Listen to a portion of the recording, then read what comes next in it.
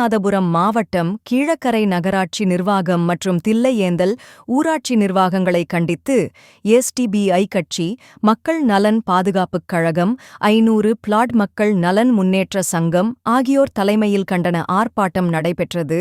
இதில் கீழக்கரை நகராட்சிக்கு எதிராக கண்டன கோஷங்களும் எழுப்பப்பட்டது.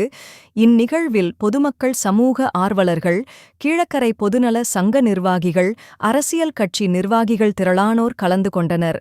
செய்தியாளர் அப்துல் ரசாக், கீழக்கரை.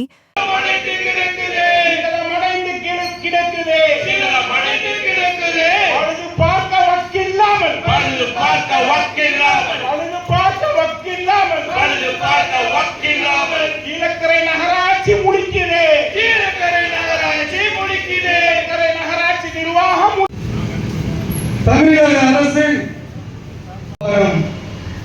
கண்டன ஆர்ப்பாட்டத்திற்கு வரவேற்புரை நல்கிய எஸ்டிபி கட்சியினுடைய இணை செயலாளர்